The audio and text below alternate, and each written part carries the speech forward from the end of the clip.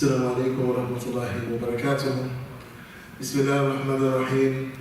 الحمد لله رب العالمين. اللهم صل على سيدنا محمد وعلى آله وصحبه وسلم تسليما. Alhamdulillah, we are thankful to Allah Ta'ala for bringing us here. Many of our community members are attending a wedding. And also I have relatives coming in all weekend. So inshallah Ta'ala, we are asking Allah Ta'ala that everyone's weekend is safe and blessed, and that the wedding is a blessed wedding, and that the young people that are getting married, that it be a means for them to draw nearer to Allah Subhanahu wa Ta'ala. And we just so happen, to be reading from the Lives of Man, which is a book that is very important for raising families. This book is all about the different stages the human being goes through. And inshallah, we'll begin as soon as Ustad Yusuf returns. So please bring your questions, your insight, your wisdom, inshallah ta'ala. It's a really, really important book. And inshallah we'll be starting shortly.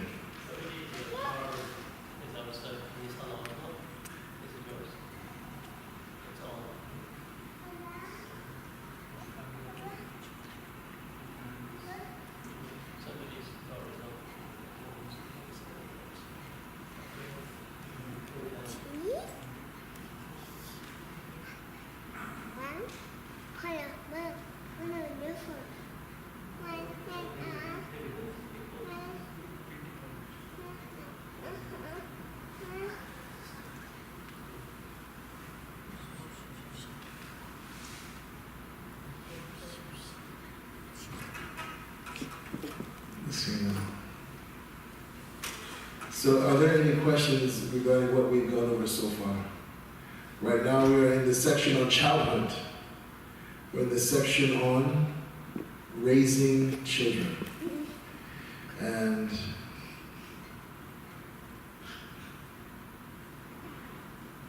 I'll just recap that this book was written by a great scholar.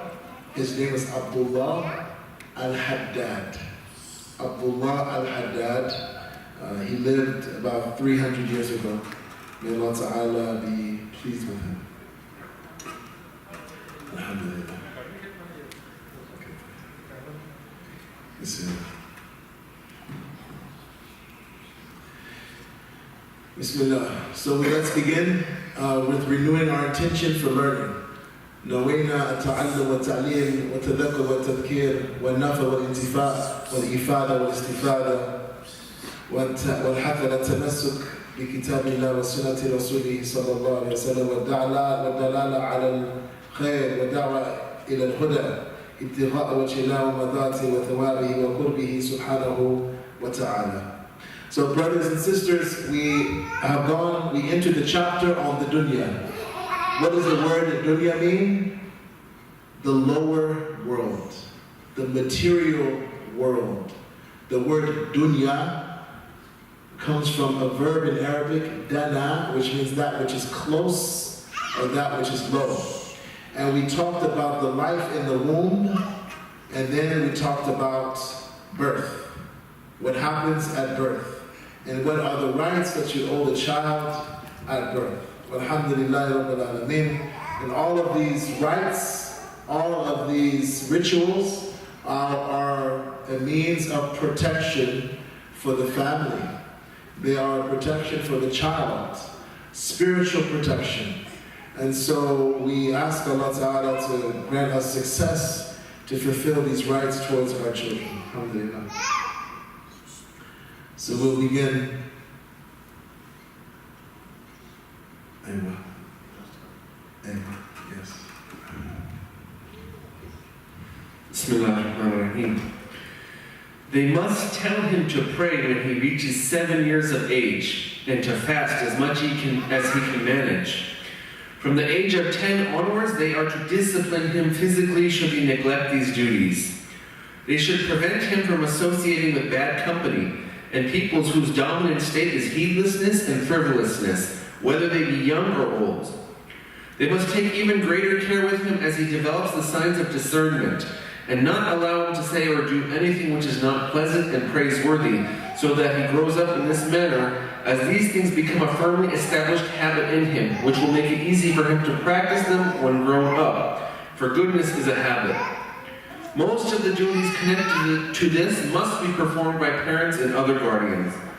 It is also important to keep the child away from children of people of no goodness or of bad families, for it has been said that the rooting of children stems mostly from other children. In the volume on disciplining the soul in Ihya, the Imam, the Proof of Islam, may Allah have mercy on him, has written comprehensively about how to discipline children and bring them up well. So this is very important, especially for our age. Talking about discipline. Now, there's a saying attributed to Sayyidina Ali ibn Abi Talib, our master, Imam Ali ibn Abi Talib, the cousin of the Prophet ﷺ, that we mentioned the last time that we were here. Does anybody remember what the narration was, what the saying was? Anybody? About the 7 stages? 7 years? Anybody remember? He said, play with your children for the first 7 years. Play with them. And there are many psychologists now that say that the work of children is play. That is their work. So don't deprive them of their work. Those first 7 years of life should be a time of play, of joy, of happiness, not a time of fear, not a time of hardship. As best as you can. Sometimes your circumstances don't allow, but it should be a time of joy and happiness for those first 7 years. And then he said, sallallahu alaihi wasallam, then he said, radiallahu anhu, and then discipline them, instill adab in them for 7 years. Give them adab. What is adab? Adab is comportment. It is how you carry yourself and how you recognize and respect those around you. Those that are older than you, those that are younger than you, those that are your age. This is adab. Adab is knowing the right thing to say at the right time in the right place. And it is connected to wisdom. To wisdom. And so the Shaykh says, tell your children to pray when they're 7 years old. Tell them to pray. This is from the hadith of Rasulullah sallallahu alaihi wasallam. Tell them to pray when they reach the age of 7. Don't wait until they are young adults. 7. Tell them to pray. Not force them to pray. He didn't say force them to pray. Never force anyone to pray. Don't force anyone to pray. Encourage them to pray, invite them to pray, whether they are boys or whether they are girls, from the age of 7 years old, brothers and sisters. And make the prayer a part of their life. Make the prayer beloved to them, so that when they reach their teenage years, when they reach adolescence, it is natural. It's already in their DNA. It's already in their system. And then he says, and encourage them to fast. Now the Imam says this because he followed the Shafi'i school of sacred law, of jurisprudence. In other schools, for example, the Maliki school that I studied, you are not you don't encourage the child to fast until they reach puberty, which is the age of adulthood. That is adulthood in Islamic law. When a girl first has her first menstrual flow, when a boy first has his first wet dream, they're adults. The angels start to write their deeds. If they die after that, they are accountable to Allah for everything they say and everything they do. From that age. And if they don't see these signs, these two signs, then some scholars say adulthood begins at 15, some say 18 years old. So fasting, you can encourage them to fast at the age of 7 if they're able, but if not, if they don't want to fast or they can't fast, it's okay. Don't worry. Don't worry. Fasting is different than prayer. Ramadan is 1 month out of the year, and many Muslims, even those who don't pray, you will find them fasting, won't you? But prayer really needs to become a daily habit. A daily habit. And something that is a joy to do, not a burden. A joy to do, not a burden. And then he says, from the age of 10, you should discipline them physically if they don't pray and they don't fast. Again, this is from the hadith of the Prophet ﷺ, but it must be understood in their context. We have to understand the context of the time of the Prophet ﷺ. Physical discipline was a part of the culture, but even with that, he himself never hit a child. He himself, Prophet Muhammad ﷺ, never hit a child. MashaAllah. And secondly, our scholars, many of the scholars of fiqh, they say that you may only spank a child or physically discipline a child if you choose to do that. The best is to follow the Prophet ﷺ. That's the best thing to do, which is not to hit a child, right? But to use other ways of disciplining that don't involve violence, that don't involve physical harm. I know that's not the way most of us were brought up. They used to tell us, spare the rod, right? Spoil the child.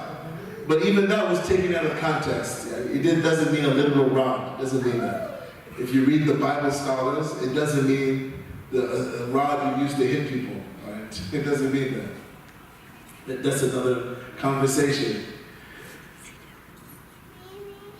Even our scholars say that you should only use physical discipline if, number one, you are certain that it will result in the child changing their ways and be beneficial for them. That's number one. You're not just spanking them or physically disciplining them because you're angry or because you're ashamed. You don't want the community to say, oh, what kind of parent is this? Their child doesn't even do namaz. Their child doesn't even offer salah. Their child doesn't even pray. What kind of imam is this? His child doesn't even pray because you're embarrassed in front of them. No. That's not why you're beating them.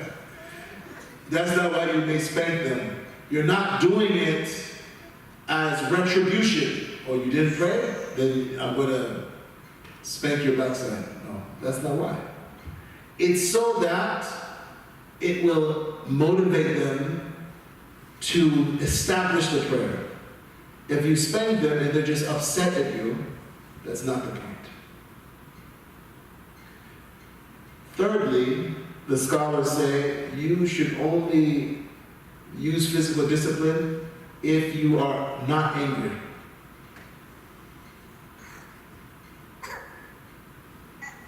Never, ever physically discipline a child while you are angry, because you will always be in danger of transgressing. Fourthly, never, ever hit the face of that child. You know how some people slap their children? Haram, haram, haram. It's forbidden. And never ever hit the child in a way that leaves a mark, that bruises the child or causes blood or a scratch or even breaks the skin. Haram. We don't do that as Muslims. We don't do that. So with all these rules, the best thing is what? Don't do it. Don't do it. Right. Don't do it. Now, I'm not here to judge this Imam or the Muslims who lived before us. I'm not here to judge. They knew best. They raised children better than you and I. They raised children better than you and I. But we want to always focus on what the Prophet Muhammad ﷺ did. And now there are many excellent books, there are many excellent videos, there's many excellent resources on how to raise children. They call it positive discipline. Have you heard of this? Yes. Positive discipline. It is very prophetic. May Allah Ta'ala give us success. And then he talks about the company that your children keep. Be careful about who their friends are. Al-mar'u ala dini khalilihi.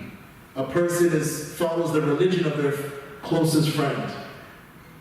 لا تسأل عن المرء اسأل عن خليله. The poet says, don't ask about a person. Don't ask, what is this person like? Just ask about their friends. If you want to know who they are and how they are, then just ask about their friends. If you want to know how spiritually committed they are, how spiritually awakened they are, just ask about their 5 closest friends. If you want to know how much money a person makes, just ask about their 5 closest friends.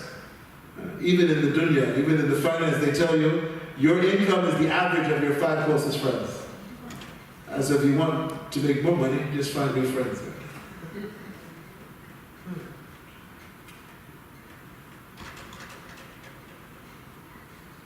But this does not mean, brothers and sisters, so he says, keep them away from bad children, bad families. This doesn't mean what people often take it to mean. You see, a lot of times we will tell our children, don't play with those children because those children are from this country or that country. That's not what he means. That's wrong. Or don't play with these children because these children are black, or these children are brown, or these children are white, or these are Americans. No, that's not what he's saying. Don't we do that? Yeah, people are quiet. Don't we do that? He's not saying you tell your children, stay away from these children in this family because they're rich, or stay away from this family because they're poor. That's not what he means by bad families. Okay. He doesn't mean by bad families the person, the family that did something to bring shame on the community or to bring shame on the family. We do this, don't we? Sister gets divorced, we say, oh, don't go to that house. She gets remarried, now definitely don't go to that house. What do you mean? The Prophet ﷺ, he married women who were divorced. And he encouraged divorced women to get married, and he encouraged the men to marry divorced women, and widows, and widowers. He encouraged them all to get married, right? The Imam is advising us to keep our children away from families that are insistent and persistent in doing what is haram. Families that are ignorant of Islam, of the Quran. Families that knowingly and repeatedly and unashamedly go against what Allah says and what the Prophet Muhammad says. This is what defines what a bad family is. Not the color of their skin, not how much money they make, not whether it's the community is shunning this family. That's not what determines. So really be careful and pay attention to what the Imam is saying here. And then at the end of this paragraph, the Imam he's referring to, the proof of Islam is who? Imam? Who is it? Who is he referring to? Who's proof of Islam? There's one particular scholar that has this title. Imam Abu Hamid Muhammad al-Ghazali, radiallahu anhu, who's from Tus, which is in Iran today. Right? He's buried in Persia, Iran, at Tusi. Great scholar, great scholar. And he wrote a book called Ihya Ulumuddin, the revival of the sciences of the deen. It's 4 volumes. And this is the book he's referring to here.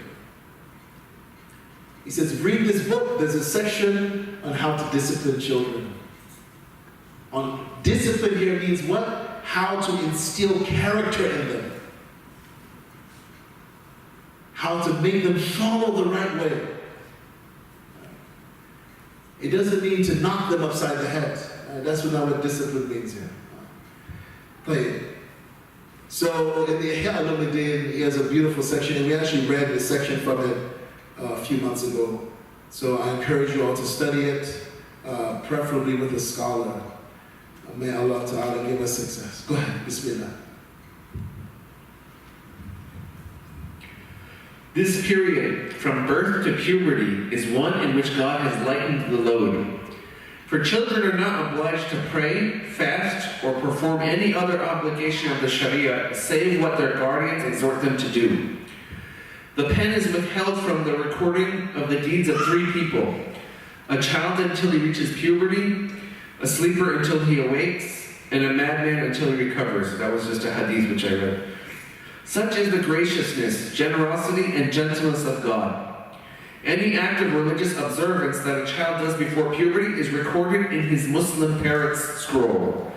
To the extent that they bring him up well, and as they should, it is to be hoped that, through God's grace, they will not be deprived of the reward for his acts of goodness and religious observance after he has reached puberty, but that they will each receive as much reward for them as he does. This is borne out by the hadith where inviting to guidance and guiding to goodness are mentioned, for this is what they will have done. Alhamdulillah. So he's dealing again with the time in a person's life from birth to puberty. For girls, puberty usually starts around 11, right? 11, 12. Sometimes a little earlier, sometimes a little later. Then for boys, puberty usually begins around 13, 14, 15. Sometimes a little early, sometimes a little later. 15, 16, maybe even 17. If a person has not seen any signs of puberty, maybe no facial hair, right, for males, no hair under the armpits, no hair around the groin region, the voice is not deepening, right, for men, there's no wet dream, there's no menstrual flow, then what? The maximum age for the onset of puberty and the obligation of prayer and fasting and all the other obligations that Allah has put on us is 18 years old. 18. So, some people are late bloomers, like really late bloomers. I have a friend, he just started really growing a beard in his 30s. Yeah. There are people like this. It's genetics. Right? It's genetics. No. So 18, prayer is obligatory. And this is important for each and every one of us to be aware of, because if you were raised in a Muslim family, then your prayers become fard on you from the time you start adulthood, which is puberty. That's when the angels start writing your deeds. Before that, as he says, the angels don't write your good deeds or your bad deeds. There's no responsibility to Allah Ta'ala. There's no taklif. Right? There's no responsibility to Allah Ta'ala. If a child dies before puberty, we believe they're going to Jannah. In fact, the Prophet ﷺ said that those Muslims whose children die before they reach puberty, their souls are being taken care of by Prophet Ibrahim alayhi salam in the seventh heaven in Bayt al-Ma'mur.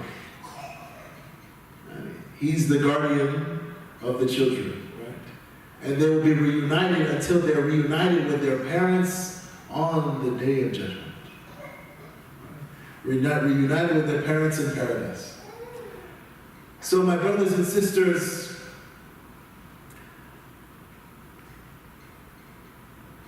this is why you find some Muslims who they don't start praying until they're in their 30s. Right? I know so many brothers and sisters, they say, oh, I didn't start praying till I came to America. Right?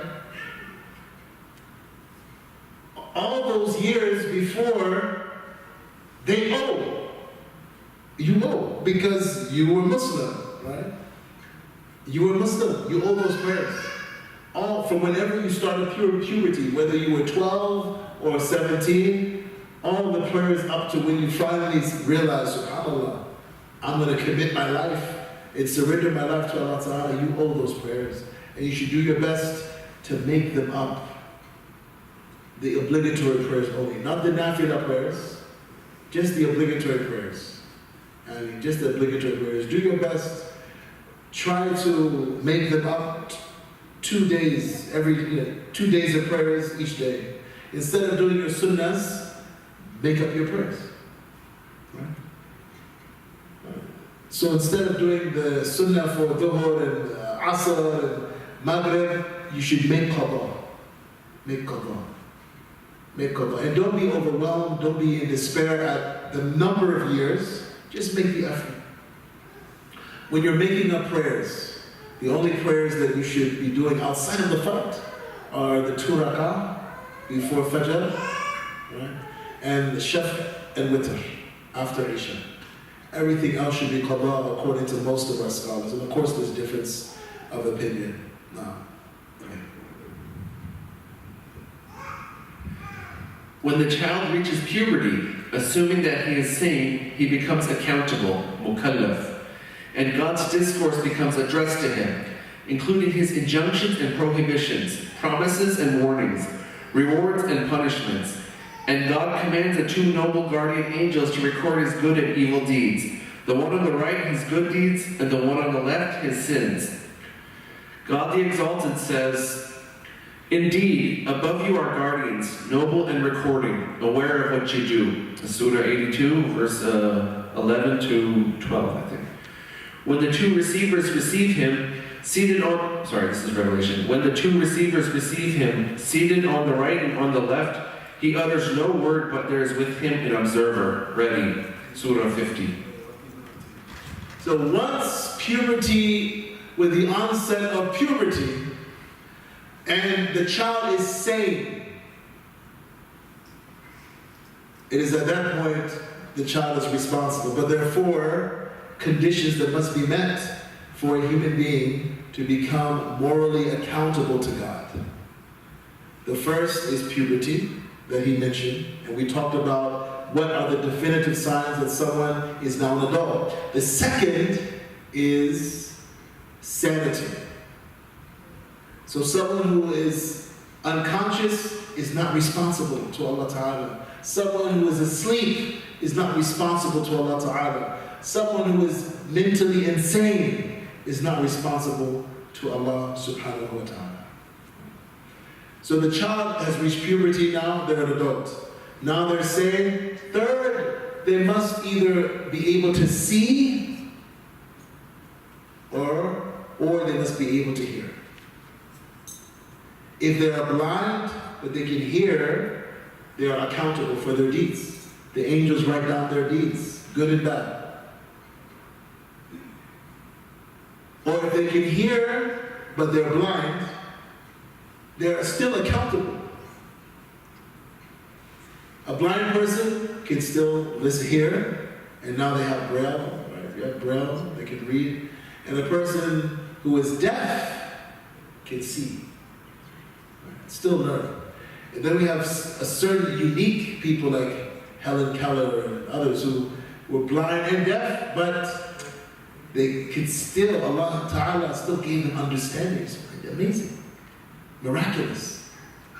There are people like this. But even a person like Helen Keller, according to the Sharia, they're not responsible for their deeds. They're not responsible.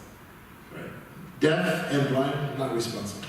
And then the fourth condition that must be met for the angels to start writing down a person's deeds is that they must have been reached by the sound, correct message of the Quran, the message of Prophet Muhammad sallallahu alaihi wasallam. If they are not informed of the correct message with wisdom, with beautiful words, then they are not accountable. They're not accountable.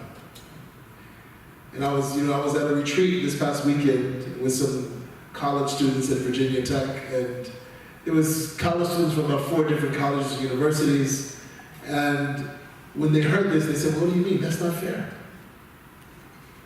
How is it that someone who hears about Islam but is misinformed has a better chance of going to paradise than someone who's raised a Muslim?"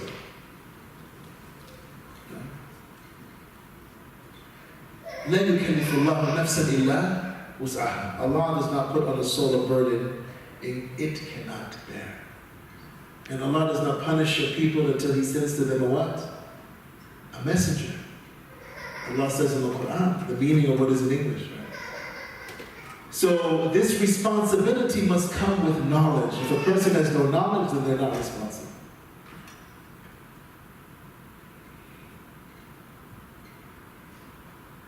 The angels that are on your right and left, they are known as Raqib and Atid, from the ayah that we read here.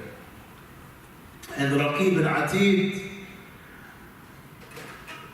the angel on the right that writes your good deeds is the Amir, is the leader of the one on your left.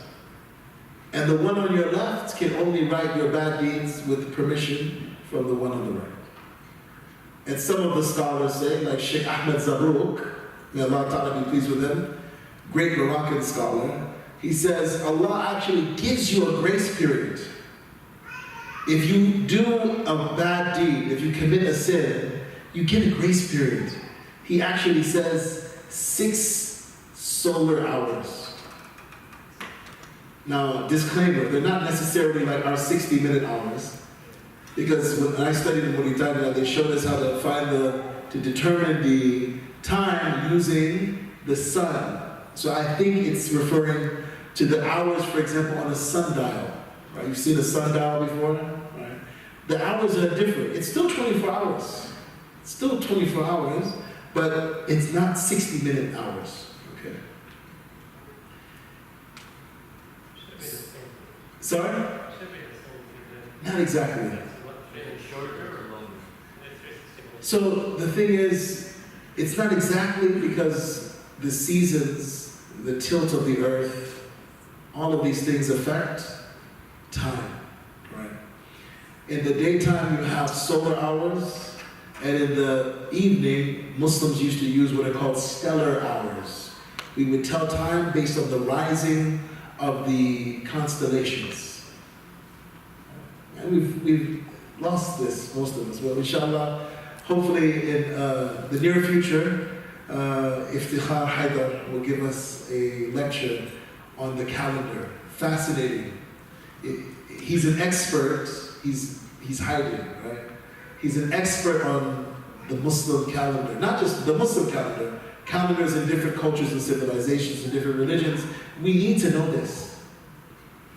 Part of correcting what is so wrong in our community has to do with our calendar. And so inshallah ta'ala we'll understand that. They are commanded to scrutinize and remember all that he says or does, whether good or evil, throughout his life and until his death, after which they appear with him on the day of rising when he comes to stand before God. And they bear witness for or against him. The Revelation says, and every soul comes, with it is a driver and witness. Surah 50, verse 21. So these angels are assigned to you at puberty. And they stay with you, yarhamukumullah. They stay with you till you die. And they reunite with you on the Day of Judgment. And they bear witness for you or against you. Just knowing that should be enough to keep a person pious and righteous. Just knowing that these angels are always with you, writing everything you say, everything you look at, everything you do. They go with you everywhere you go. There's no time they're not with you. They're with you when you're in your bedroom. They're with you in the bathroom. They're with you when you're driving. They're with you when you're at work. They're with you when you're playing. They are with you when you're happy, sad, angry, depressed. They are with you all the time. But how many of us are conscious of them all the time? How many of us are conscious that really you are never alone? You're never alone. And it's not just these two angels that are always with you.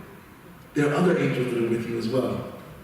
But we'll be learning about that in our class in Tawheed and Islamic belief. There are other angels that are with you as well. Yes? Do they know what you're thinking? No. No. So Sister Angela asks, do the angels know what you're thinking? No. All they know is what you do.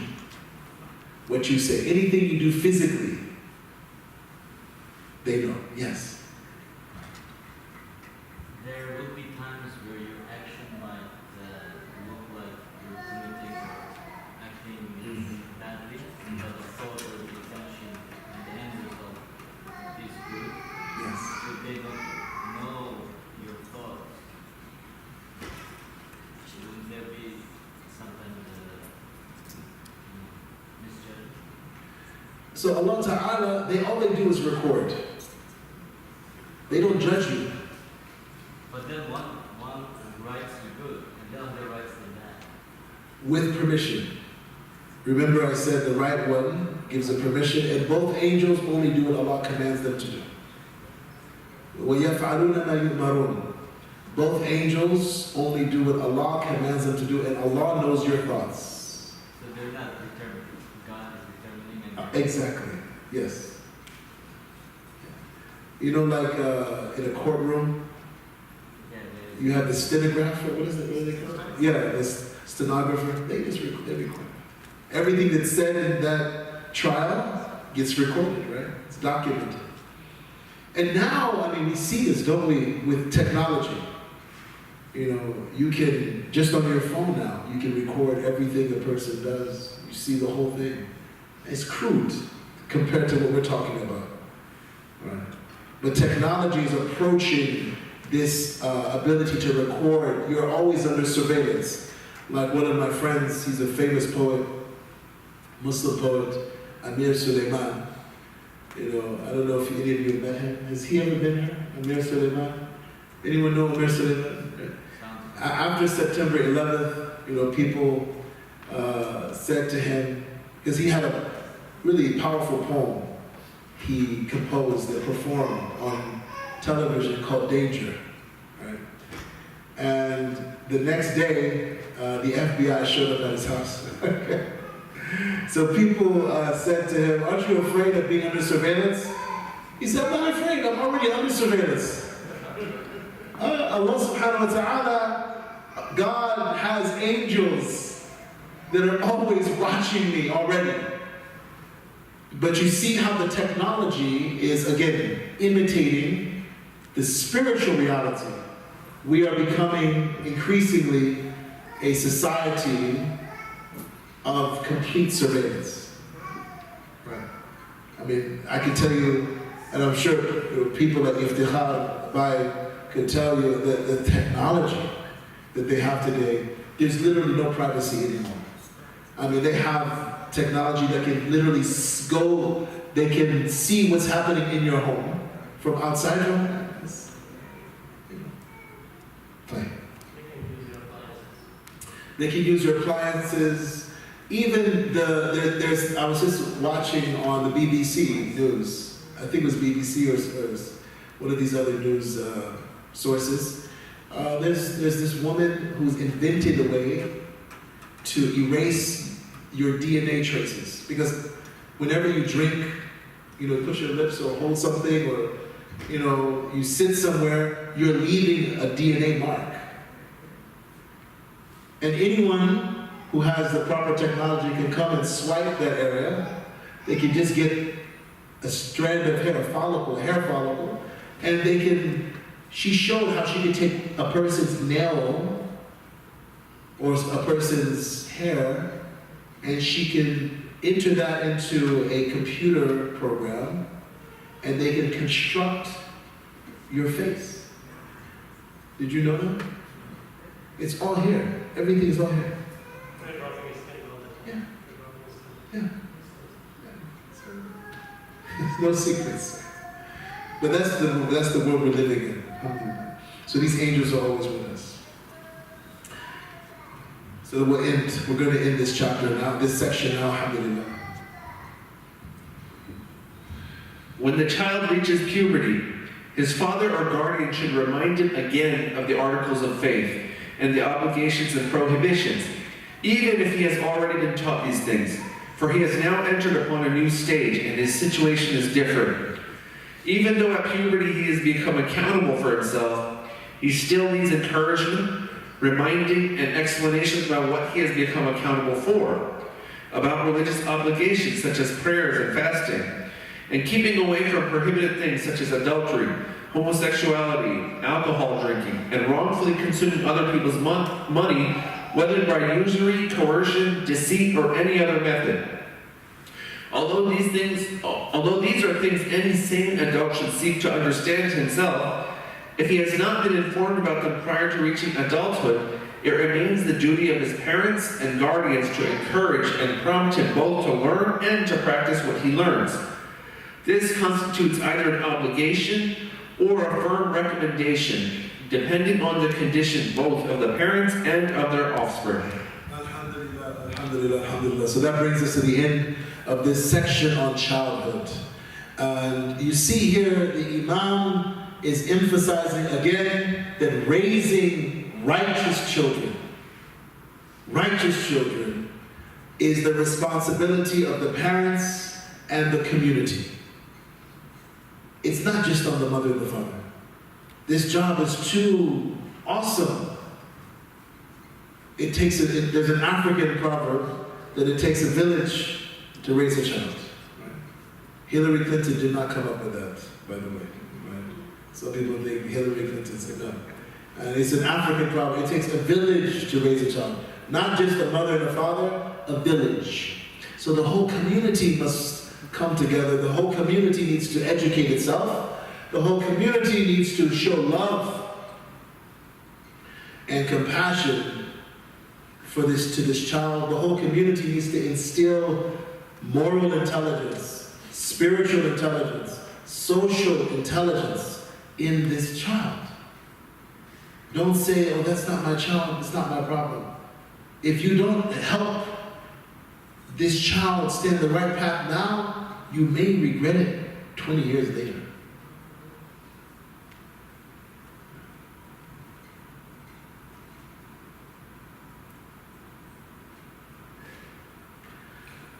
Bismillah.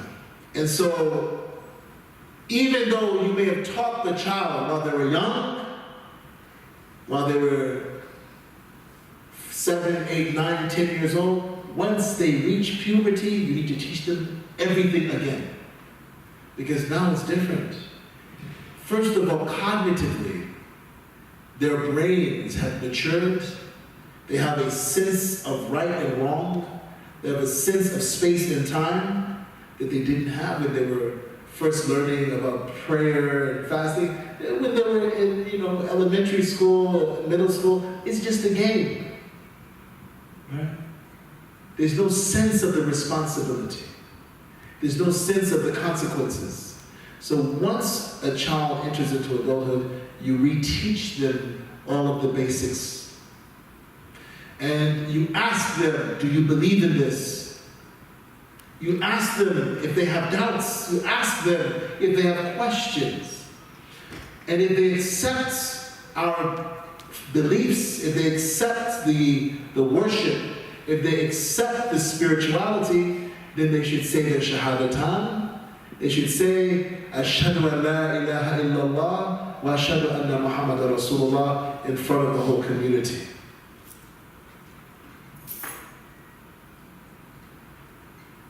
It is at this point that they are truly Muslim. They say their shahada, which is one of the pillars of Islam, in front of the community. At least two people, two Muslims in good standing, and the more the better. And it should be a joyous time. We should make sure that our children have this kind of rites of passage. We have too many young Muslims that they just kind of, go through the deen without any sense of transitioning to this responsibility. So we ask that Allah Ta'ala protect our children. We ask Allah Ta'ala to protect our parents. We ask Allah Ta'ala to forgive us and to give us success to do what He loves and is pleased with. We ask that Allah Ta'ala make these gatherings a proof for us and not against us. We ask that Allah Ta'ala correct our mistakes, that He repair anything that we have broken, any mistakes that we have made, oh Allah. We ask that you rectify them through your grace and through your mercy. Ya Jabbar, Ya Jabbar, Ya Jabbar. اللهم اغفر للمسلمين والمسلمات والمؤمنين والمؤمنات الأحياء منهم والأموات سبحان ربك رب العزة عما يصفون والسلام على المرسلين والحمد لله رب العالمين. Alhamdulillah, we're going to break for Salat al-Isha. May Allah Ta'ala reward all of you for your time. Inshallah, if there are any questions, you can see me after the prayer. Assalamu alaikum wa rahmatullahi wa barakatuh. We will have the adhan called, inshallah.